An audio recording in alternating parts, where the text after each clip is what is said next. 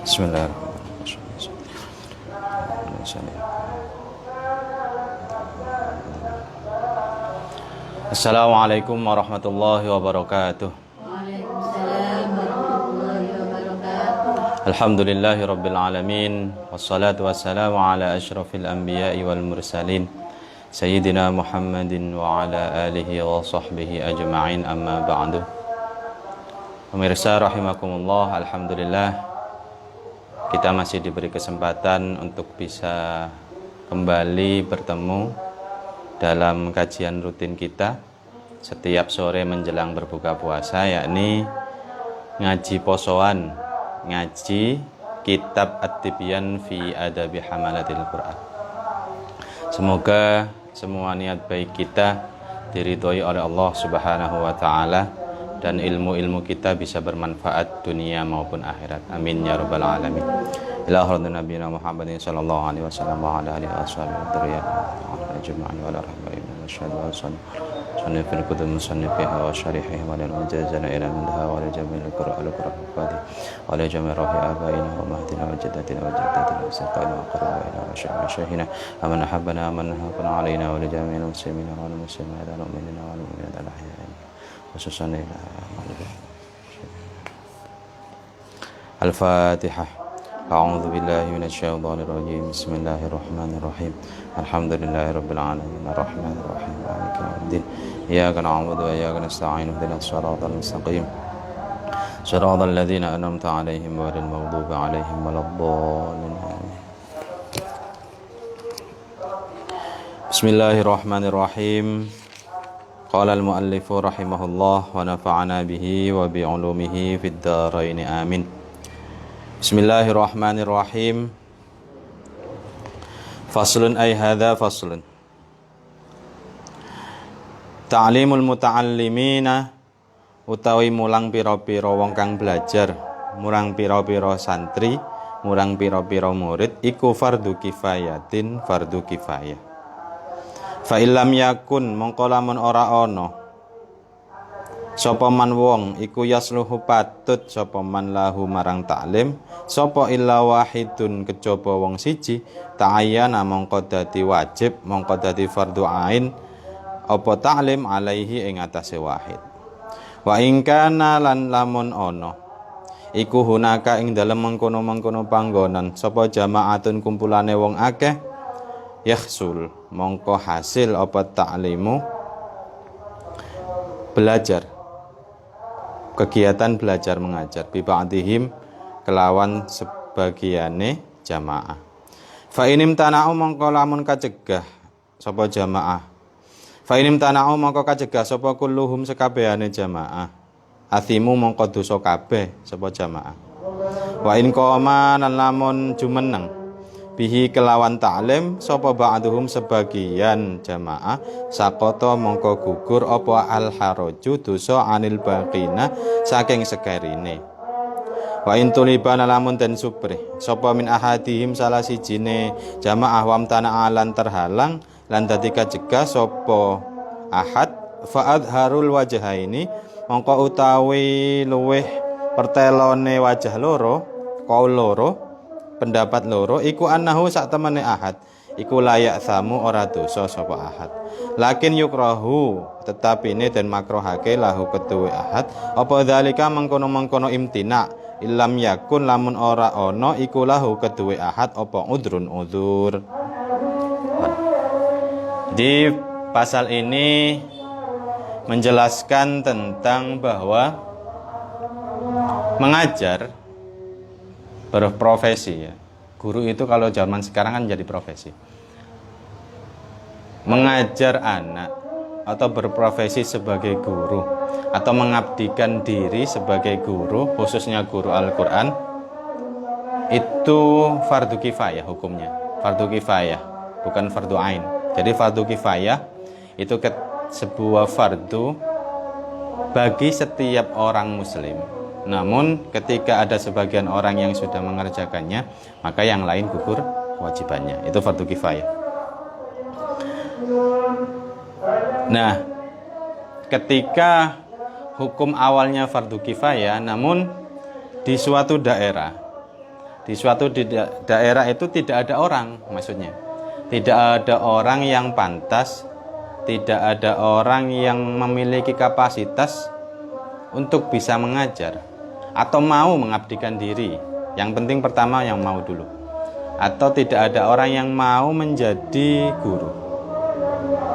Maka sebagai orang yang memiliki pengetahuan, sebagai orang yang memiliki kapasitas bisa mengajar orang lain, apalagi tentang Al-Quran, maka dia wajib menjadi hukumnya fardu ain bagi orang tersebut. Ketika memang di daerahnya tidak ada orang yang memiliki kapasitas dan kapabilitas untuk menjadi seorang guru Al-Quran.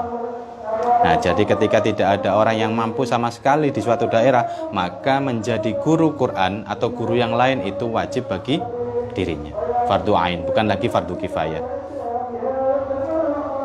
Nah, namun ketika di suatu daerah itu sudah banyak orang pintar, sudah banyak guru-guru yang profesional, guru-guru Al-Quran, banyak guru-guru TPQ dan yang lain-lain, dan kegiatan belajar mengajar Al-Quran itu sudah terwakili oleh beberapa tempat. Kalau di daerah kita kan masih, misalnya ada TPQ, ada Madin dan yang lain-lain. Nah, ketika di suatu tempat ada Madin, maka orang lain atau orang yang tidak berkecimpung di dunia pengajaran itu tidak memiliki kewajiban untuk mengajar, karena sudah diwakili oleh orang-orang yang mengajar di TPQ atau yang mengajar di Madin. Itu. Namun ketika di dalam satu daerah itu semuanya pintar, banyak orang pintar lah, namun mereka tidak mau mengajar, entah itu alasannya apa, tidak mau mengajar, maka semuanya berdosa karena menelantarkan umat Rasulullah, jadi tidak mau mengajar. Nah, itu dosa semua ketika memang semuanya tidak mau mengajar. Namun ketika yang lain enggan, ada satu orang atau beberapa orang yang menawarkan dirinya, oh saya maulah mengajar, maka yang lain dosanya gugur, jadi tidak jadi mendapatkan dosa karena sudah diwakili mengajar oleh beberapa orang yang tadi. Jadi kita patut bersyukur. Kita patut bersyukur ketika di suatu daerah itu ada TPQ, ada Madin, atau lembaga pendidikan yang lain. Ketika ada beberapa guru yang menyempatkan diri mengajar, kita seharusnya harus bersyukur.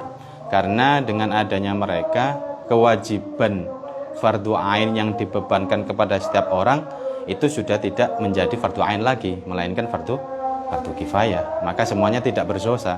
Coba ketika satu daerah tidak ada satupun TPQ ataupun satupun orang yang mau mengajar Al-Quran, maka semuanya berdosa. Maka kita patut bersyukur kepada guru-guru Al-Quran yang ada di daerah kita. Namun ketika ada satu orang yang diajak untuk belajar namun dia tidak bisa karena ada udzur, seumpama misalnya jamnya tidak sesuai dengan jam kerjanya, seumpamanya ketika dia kerja dan waktu mengajar itu berbarengan dengan waktu kerja dan dia menolak ketika untuk diajak untuk mengajar, maka dia tidak berdosa karena ada kebutuhan yang lebih mendesak, yakni seumpama mencari nafkah, karena mencari nafkah itu juga hukumnya wajib bagi kepala keluarga. Itu. Kemudian faslun wa yustahabbu lan dan sunatake lil muallimi kedue muallim, kedue guru apa ayakuna yen to ana sapa muallim iku harison kuat pendiriane ala ta'limihim ing atase mulang santri, mulang murid. Mu'thiron tur kang milih dalika ing mengkono-mengkono ta'lim ala masalihi nafsihi, ngalahake ing pira-pira kemaslahate awak dhewe ne muallim ad-dunyawiyati kang basa donya. Allati kang laisat kang ora ana apa masalih iku bidoruriyatin kebutuhan pokok. Pun. Nah, jadi kemudian yang selanjutnya, ketika kita sudah memutuskan untuk menjadi seorang guru Al-Quran, khususnya seorang guru, umumnya seorang guru lah. Jadi ketika kita memutuskan untuk menjadi guru, itu kita harus harison lobo. Apa lobo itu ya? Jadi tatak gitu loh. Ketika kita mengajar ya, kita curahkan semua energi kita untuk mengajar. Jangan setengah-setengah gitu. Jadi kita memang memilih mengajar, yang ngajar. ketika jamnya ngajar ya ngajar gitu. Jangan kok terkadang ngantuk jam 1:30 seumpama waktunya ngajar ngantuk terus dia memilih tidur tidak ngajar, itu juga tidak benar karena komitmennya dia sudah terjun untuk menjadi pengajar Al-Quran. Kemudian seorang guru itu juga hendaknya ketika memang berbarengan dengan kebutuhan jadwal mengajar berbarengan dengan kebutuhan yang tidak primer atau sekunder lah, bukan kebutuhan primer yang mengharuskan kita mencari nafkah seumpama. Ketika memang itu tidak bisa ditinggal pekerjaannya, itu boleh dia tidak ngejar.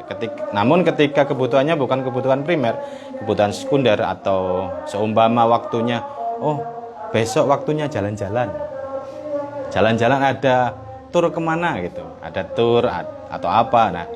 Nah guru itu seharusnya memprioritaskan muridnya, bukan kok untuk menuruti keinginannya pelesiran seumpama seperti itu. Itu kata kitab ini ya, bukan kata saya. Saya hanya menjelaskan apa kata Imam Nawawi itu. Jadi kalau kata Imam Nawawi, kebutuhan-kebutuhan yang sekunder itu tidak bisa mengalahkan kewajibannya mengajar. Namun ketika itu primer bisa. Nah, kemudian wa ayyafruga yang kosong apa qalbuhu atine muallim fi hali julusihi ing dalam tingkah longgoe muallim li iqraihi marang macaake santri minal asbabi kosong saking minal asbabi saking pira-pira sebab asyghilati kang nungkulake kuliha hiya sakabehane sebab wa hiya utawi asbab iku kathiratun akeh ma'rufatun tur kinawerwan. Jadi seorang guru itu juga ketika sudah di majelis taklim, di majelis mengajar, di tempat mengajar, di lembaga pengajaran, hatinya itu harus fokus ngajar. Jangan sampai ketika ngajar itu ambiar. Ketika ngajar mikir yang lain, mikir utang lah, mikir apalah sembarang kalir. Mikir, wah nanti masa apa ya? Itu biasanya. Wah, masa apa? Jadi nanti santrinya ndak terurus itu. Jadi gurunya ngelamun sendiri.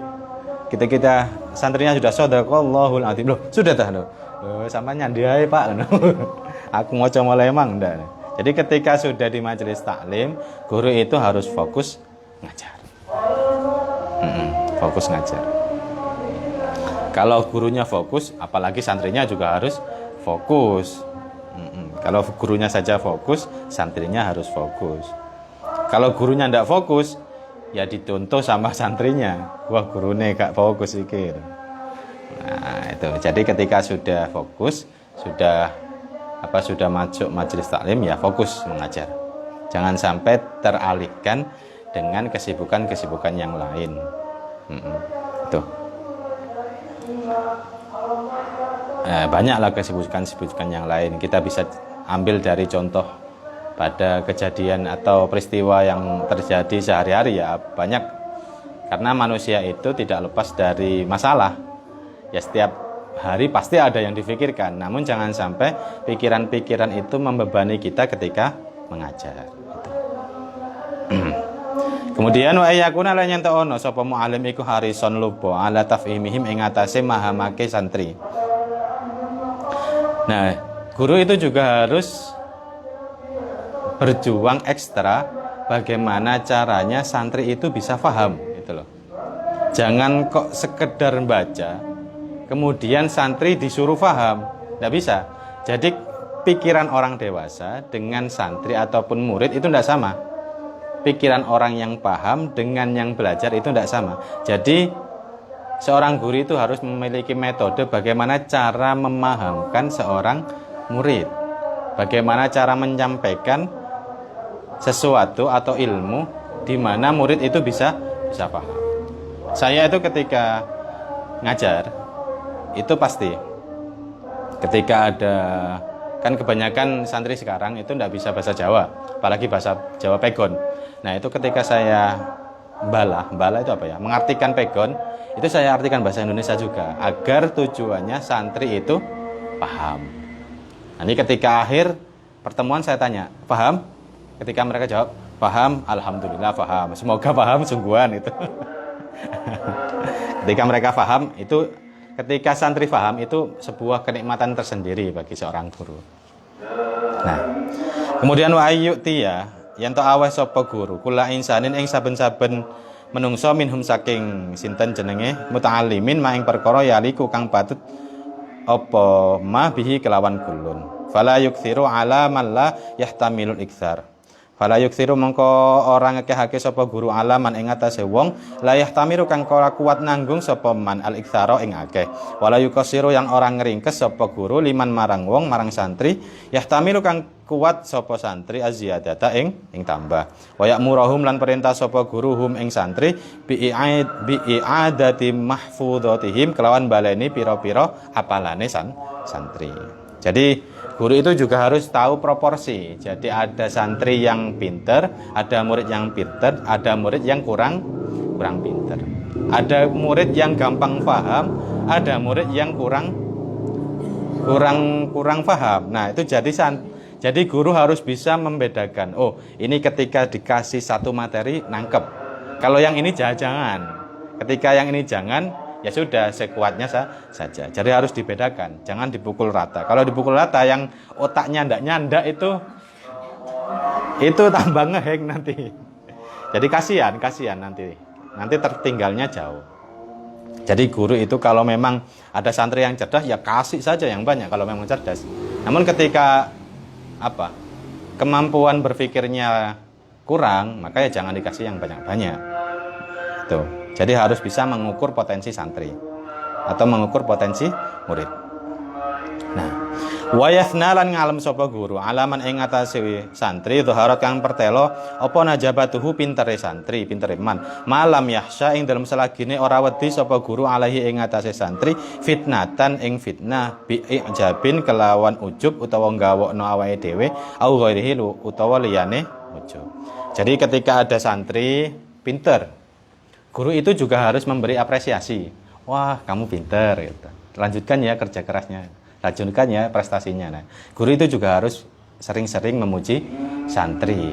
Namun jangan sampai pujian kita itu membuat santri terlena, terus santrinya keras kepala, besar kepala menjadi sombong. Namun ketika santri dipuji dan tidak menimbulkan kekhawatiran dia akan menjadi sombong, maka tidak apa-apa dipuji. Tapi insya Allah santri kalau dipuji tidak akan sombong. Palingnya juga senang, malah senang ketika santri itu mendapat pujian dari gurunya, itu senang. Nah, itu sedikit memberi apresiasi kepada santri. Waman utawi wong kosoro kang nyendek sapa kang pepeko sembrono sapa man anafahu mongko nyeneni sapa guru ing man ta'nifan kelawan senenan latifan kang lembut malam yahsa ing dalam selagine ora wedi sapa mualim tangfirahu ing kabure santri. Nah, jadi ketika ada santri yang sembrono, santri yang beketut santri yang bulet, gampang bulet itu ya dimarahi, dinasehati, dimarahi, tapi dengan nasihat-nasihat yang baik, yang lembut. Jangan dengan kekerasan. Gitu. Nanti kalau kita memakai kekerasan, kabur, gak wani ngaji, leren, malah gak ngaji. Itu tambah juga tidak benar juga itu. Jadi ya dimarahilah sekadarnya. Apalagi santri sekarang kalau dimarahi itu yang tampil malah orang tuanya. Orang tuanya tidak terima anaknya dimarahi. Kalau dulu kan enggak. Kalau dulu anaknya dimarahi, anaknya wadul itu apa ya? Bilang ke orang tuanya, malah ditambahi diseneni sama orang tuanya, bukan malah balik menyalahkan guru. Kalau sekarang kan kebalikan, jadi anaknya dimarahi, gurunya dilabrak. Wah, sini yang repot. Walayah sudulan ora kena hasud sapa mualim ahadan ing salah siji ing wong siji minhum saking santri libaro atin krana cakap tadharu kang pertelo minhu saking ahad.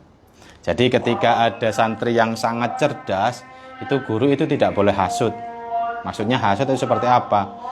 Ya hasud, wah iki terlalu cerdas arek iki. Terlalu cerdas. Makanya gak tahu apa jenenge? Ndak usah tareken lah gitu, gampangannya itu.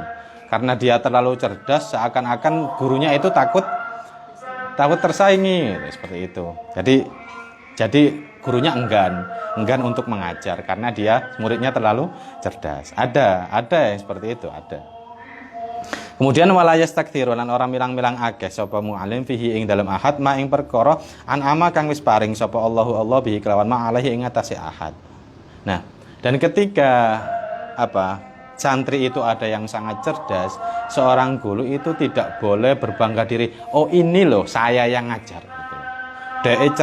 Dia cerdas karena saya yang ngajar, pokoknya saya lah. Itu tidak boleh guru seperti itu, merasa bahwa prestasi yang diraih itu murni karena ajarannya, karena pengajarannya. Tidak boleh. Padahal semua itu yang memberi Allah. Kepintaran yang diberikan kepada murid itu juga karunia Allah. Kemudian metode seorang guru mengajar itu juga karunia Allah. Jadi semuanya dikembalikan kepada Allah. Bukan kok mentang-mentang ini santriku pinter, aku sing ngajar. Aku pokoknya aku. Tidak boleh. Kemudian fa innal hasada mengko sak temene hasud lil ajani memang pira-pira wong liya iku haramun syadidul harami haram. Jadi hasud itu hukumnya haram. Syadidul haram ditekankan malah syadidut tahrim. Jadi banget haram kuadrat kalau menurut. Jadi hasud itu haram kuadrat. Kepada orang lain saja kita haram untuk hasud, apalagi kepada santri sendiri. Fa kaifa mangko hale kaya apa lil muta'allimina maring santri alladzi kang huwa kan utawi muta'allim iku bimanzilatil waladi ing dalem sak posisine anak. Jadi santri itu guru juga tidak boleh hasud kepada santri karena santri itu diulangi lagi karena santri itu memiliki posisi yang sama dengan anak di mata guru. Karena apa? Wa ya'udu lan bali min fadilatihi saking keutamaane ahad ila muallimihi marang gurune ahad fil akhirati ing dalam akhirat apa atsawabu ganjaran al jazilu kang akeh wa fid dunya lan ing dalam dunya apa atsanau pengalem al jamilu kang edi wallahu utawi Allah iku al muwafiqu zat kang nuduhake marang kang bener. Jadi kenapa kita tidak boleh hasud? Karena sepinter-pinternya santri, sepinter-pinternya murid, sealim-alimnya santri, sealim-alimnya murid, itu keutamaannya, itu semua kerja kerasnya akan kembali lagi ke gurunya nanti di akhirat, meskipun tidak diungkit-ungkit. Jadi pahala guru itu jangan sampai diungkit-ungkit, karena nanti guru akan mendapat pahala yang besar di akhirat. Jadi tidak usah, ini santriku, awakmu tak ulang mulai cilik, kudu melok aku. Tidak, jangan seperti itu. Jadi ya dibiarkan santri pinter, santri tidak pinter, santri sukses, santri tidak sukses, ya dibiarkan saja. Karena pahala kita nanti di akhirat. Dan insya Allah ketika kita ikhlas mengajar, pujian itu akan datang sendiri dari orang lain. Meskipun kita tidak menyombongkan diri. Jadi mungkin itu yang bisa saya sampaikan. Jadi seorang guru itu harus memiliki sikap yang tegar dan memiliki sikap yang tidak mudah terobsesi dengan kepintaran santri. Jadi semoga kita menjadi guru-guru yang bisa mengajar dengan ikhlas tanpa mengharapkan balasan apapun, hanya membalaskan ridho Allah dan pahala dari Allah. Mungkin itu yang bisa saya sampaikan. Wallahu a'lam bishawab. Wassalamualaikum warahmatullahi wabarakatuh. Waalaikumsalam.